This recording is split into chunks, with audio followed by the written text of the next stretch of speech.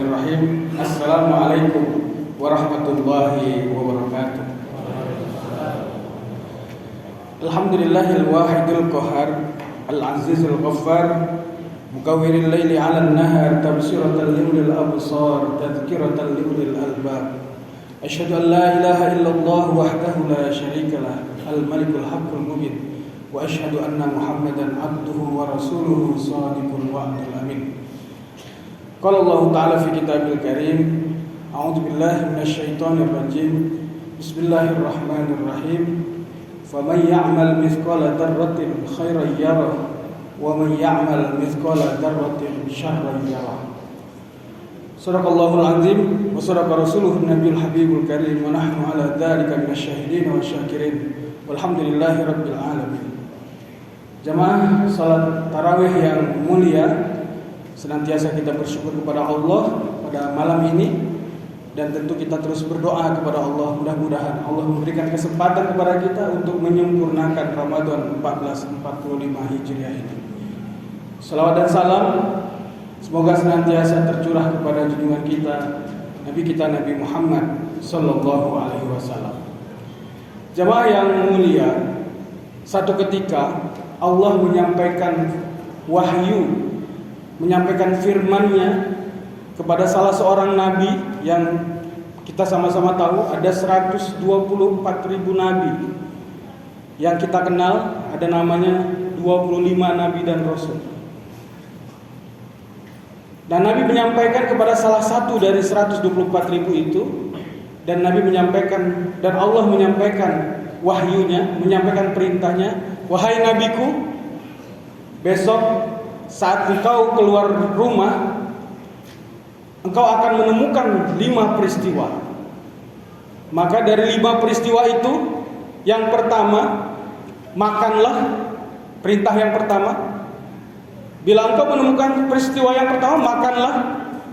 Peristiwa yang kedua, sembunyikanlah. Kemudian engkau akan menemukan peristiwa yang ketiga, ambillah. Kemudian engkau akan menemukan peristiwa yang keempat, bantulah. Dan engkau akan menemukan peristiwa yang kelima, tinggalkanlah. Ada 5 wahyu, ada perintah, 5 perintah Allah kepada sang Nabi. Berangkatlah sang Nabi pada esok harinya. Kemudian ia melakukan perjalanan, melakukan safar. Masuklah beliau, sang Nabi, ke sebuah hutan. Dan pada saat masuk ke sebuah hutan itu, sang Nabi melihat gunung atau bukit yang sangat besar. Tentu sang Nabi melihat, ini gunung, ini bukit sangat besar, bagaimana makannya? Karena perintah yang pertama, makanlah. Tidak mungkin memakan bukit yang sangat besar begitu. Tapi karena tidak mungkin, beliau berjalan saja, berjalan terus dipandangi bukit itu. Kemudian lama-lama bukit atau gunung itu menjadi kecil, kemudian menjadi sebesar yang makanan, sebesar donat mungkin kurang lebih. Kemudian baru ditelan, baru dimakan oleh sang Nabi. Kemudian Nabi melanjutkan perjalanan, dan sang Nabi kemudian menemukan bejana. Nah, ingat bahwasanya wahyu yang kedua, perintah yang kedua adalah sembunyikanlah. Maka sang Nabi menggali tanah, kemudian menyembunyikan, memasukkan bejana tersebut ke dalam tanah untuk menyembunyikannya. Tetapi bejana itu keluar kembali. Nabi kemudian menggali tanah lagi, menyembunyikannya kembali, tapi keluar kembali, berulang-ulang. Hingga sang Nabi kemudian berkata, ya Allah, aku sudah menjalankan perintahmu, aku lanjutkan perjalanan. Saat melanjutkan perjalanan, datang peristiwa yang ketiga, datang seekor burung. Kemudian mengadu kepada Nabi, wahai Nabi, aku sedang dikejar-kejar oleh binatang buas. Aku akan dimangsa olehnya. Karena itu tolonglah aku.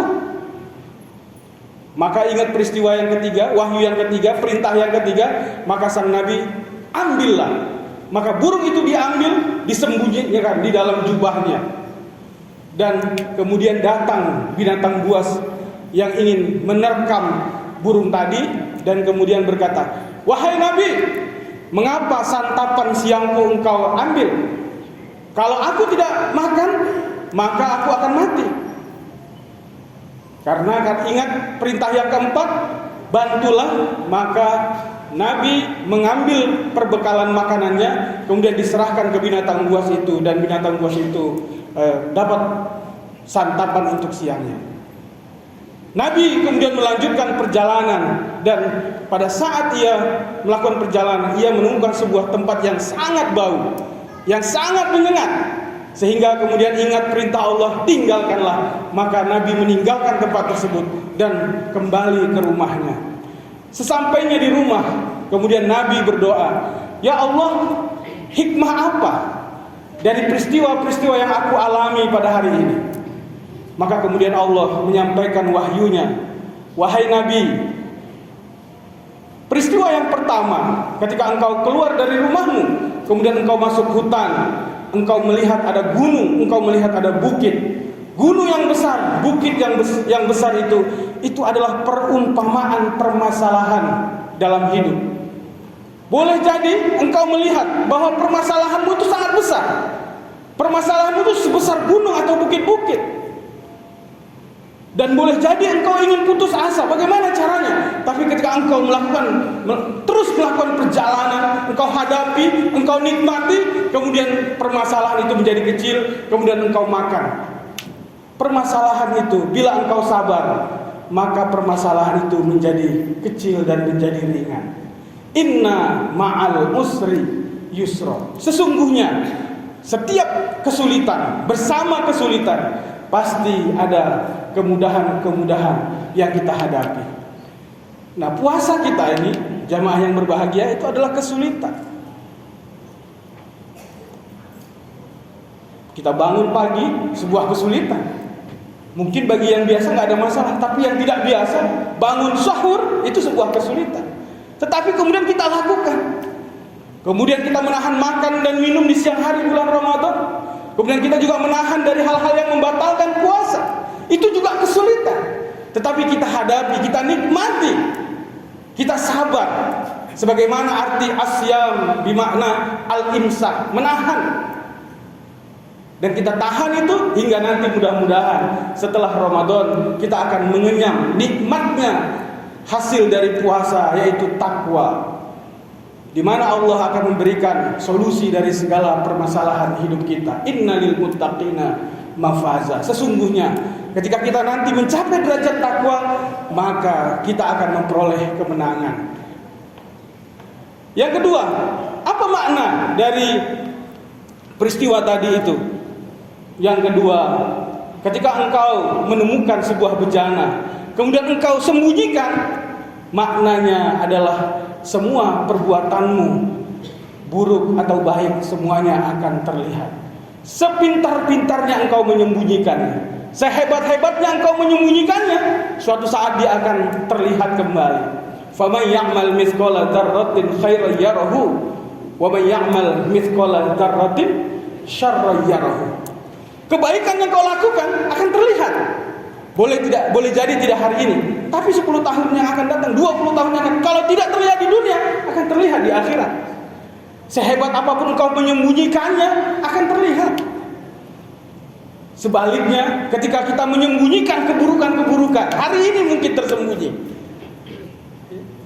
hari ini mungkin tidak terlihat, hari ini mungkin tidak tercium, tapi suatu saat, kalau tidak tercium di dunia, nanti pasti akan tercium di akhirat.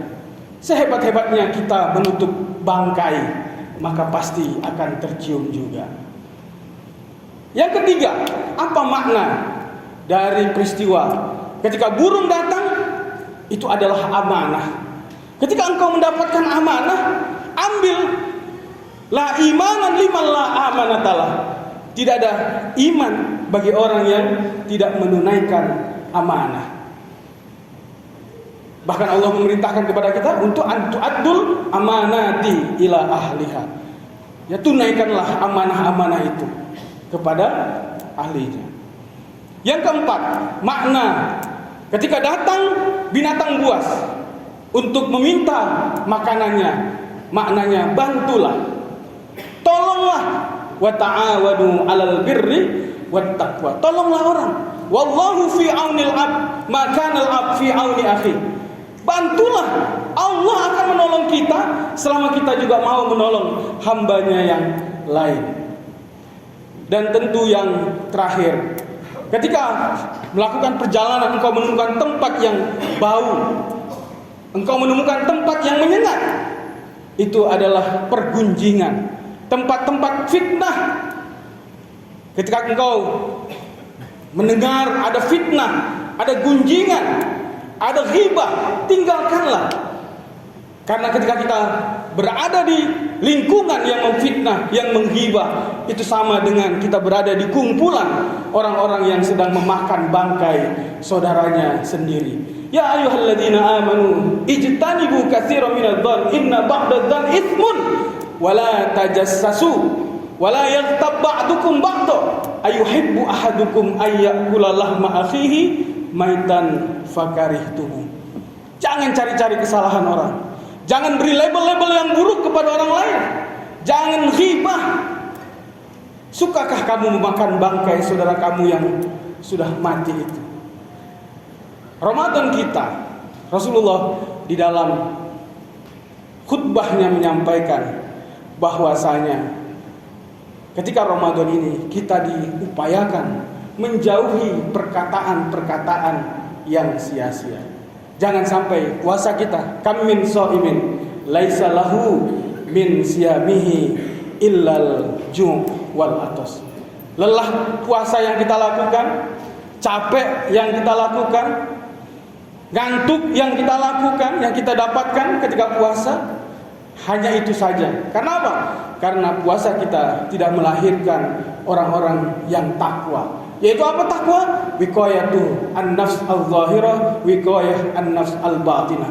Kita jaga diri kita dari sesuatu yang merusak secara lahir dan menjaga diri kita dari sesuatu yang merusak batin kita. Ini saja mungkin yang bisa saya sampaikan. Terima kasih atas segala perhatian. Mohon maaf atas segala kekurangan. Assalamualaikum warahmatullahi wabarakatuh.